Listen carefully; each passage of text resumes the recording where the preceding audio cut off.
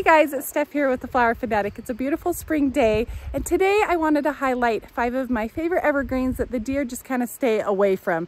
So when a label says deer resistant, this was me this last year, I thought that they would stay away, but that's not necessarily true. My fall cypress, my Skyland oriental spruce, my Bruin Serbian spruce, they were really hungry this year.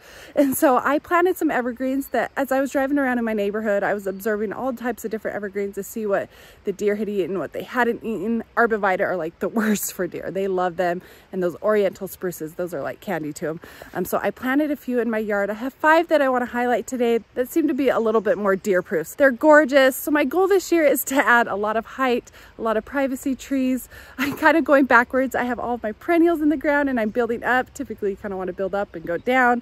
But I've learned a lot over the years. So let's take a look at the first one and then we'll walk around and highlight some of those other ones. This first one is the Norway Fir spruce. It's so beautiful. Needles on this are pretty pokey, so deer usually stay away from the pokier ones. You'll have a better odds that way, I guess. But this one's gonna have a lot of character. I don't know exactly how big it's gonna get. It can get really tall if you stake it up. It's one of those that's gonna weep a little bit or kind of fall over. It has a lot of character, and I'm just starting to fall in love with these types of trees. I'm gonna let it get pretty tall. I have a bench right here, and if it starts to fall over, that would be perfect. Just give a little bit of a weeping look, but it's gonna add some privacy right here. It's gonna be great. It's cold hardy all the way down to zone 3 up to 8. And there are so many fun trees like this. The gold drift is a beautiful one. I'm not sure if that's deer resistant. And then you have your weeping blue spruce, which seems to be more deer resistant. I haven't seen deer chomp that around my neighborhood, and it's a gorgeous one. Lowe's is actually selling it right now for $65. I really want to buy it, but I've already spent money on all of these trees, so I'm trying to say no, but I've got to figure out a spot for that. It's a really fun tree. Okay, so let's walk over here to my Blue Point Juniper. This one is stunning. It just glows in the sunlight. Look how beautiful these needles are once they start growing in spring. You've got some green on that new growth and then blue in the center, and it's great for hedges, creating privacy, for an anchor plant in the corner of your house. It's a beautiful tree. It's cold hardy down to zone 4 up to zone 9, and it doesn't get huge, and it's tolerant of most soils. It's not too picky. It's just one of those that thrives in my zone 6B climate here in northern Utah, and so I'm excited to have this one in the ground. I wanted to add with that Gold Point Juniper, it is one of those trees that you can prune a little bit more heavily, so that's great if you want to keep it a little bit smaller. I just wanted to add that. Okay, so let's talk about the last tree I'm going to cover today, and then I will cover some of my favorite evergreen bushes. So I'm hesitant to kind of show this area. It's a mess. I have killed all my ground cover over there if you've been watching my videos, but these 3 trees have been amazing. They've been in the ground for 2 or 3 years now.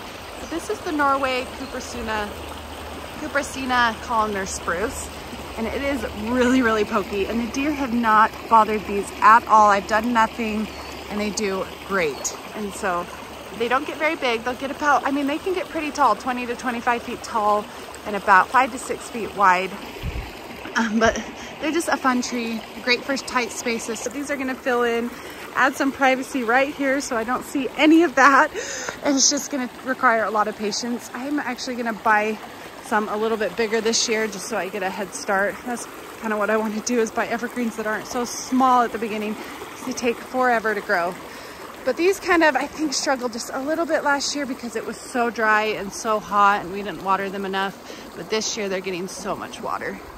So a great, beautiful evergreen. And if you could be here feeling these right now, they are so hard. So I can see why the deer do not touch these. Those columnar spruces are cold hardy down to zone 4 up to 8. So it's kind of interesting. So with your evergreens, if they get really dry or in a drought, they'll form more pine cones. And they don't typically form those pine cones until later on, until they're a little bit more mature. Okay, so let's move on to shrubs. I found this new variety, Thunderbolt. I've got to buy 2 more of them. But I'm so excited about this one because it's supposed to be a little bit more disease resistant than your boxwood. It's a crawling variety. It's bright gold, especially with the sun. I guess it's not bright gold, it's just more on the yellow gold side. But this one's going to be a great alternative to your boxwood. It gets about 3 to 4 feet tall and wide. I'll post a label about the cold hardiness. I don't know what that is at the moment, but you can either shape it to a bush, you can let it spread, make a hedge with it, kind of like you do with your boxwood. It's just a fun alternative to it. I'm gonna have it paired with my gold Japanese maple right here and my black mondo grass, which is also an evergreen. Isn't that gonna be such a beautiful color scheme here in a few years? And right now it's really, really pretty. But this one actually likes the part shade a little bit more. So this area is on the north facing side of my house. And I think it's gonna be really happy here. And I'm gonna fill it in with my cute little spring anemone flowers in between this for some spring color, just because I don't have a lot of flowers in here. It's gonna be awesome. So that is the Thunderbolt Box honeysuckle. I think I didn't tell you the full name. When it starts to fill in, it is absolutely stunning. It is cold hardy down to zone 5 through 8. And once it's established, it's a little bit more drought tolerant. So in my climate, it's really hot, so part shade is recommended for me. But if you have a more mild summer, or it doesn't get as hot there, you can definitely put it in the full sun for its best color. I'm just excited to try this one out. This is my first time planting it, and I think it's a great addition to your garden. Definitely one I would recommend. Okay, so I'm also gonna highlight the Boxwood. This is another alternative to that Thunderbolt. Anyways, it's just been amazing. The deer never touch these. Every Boxwood I've seen around town, they don't eat them. And I'm not sure why. They don't like them because they're kind of soft. And maybe they're poisonous. So you guys let me know. I don't actually know that fact. This is the winter gem variety. I do got to do a little cleanup right here. This is normal. After winter, you get a little bit of winter burn right there. But these have been fairly slow growing. I wouldn't say they grow super fast. The Green Mountain Boxwood is a great variety. It's a little bit more sun tolerant. I have this on the west side wall, so it gets that afternoon heat, the most intense part of the day. But they've been really happy here. So all your Boxwoods are pretty deer-proof plant, and there's so many different varieties out there. But I would recommend the Winter Gem that has a little bit of part shade, and the Green Mountain for the full sun. These will get about 4 to 5 feet tall and wide, but they prune so well, so you can keep them small. Like I said, I've got to do some cleanup right here, and I have them paired with my hydrangeas. And I have some tulips that are gonna be popping out here in a little bit. Can't wait to show you a May tour of all of my flowers finally. I also love Boxwoods just because you can form them into topiaries. They take really well to pruning. They're good for the cottage gardens, good for the formal garden. And they're just really easy to maintain. Anyway, so let's move on to my last and final one I want to show you today. I'm so excited to have this one in my yard. I've been wanting it for a couple years now.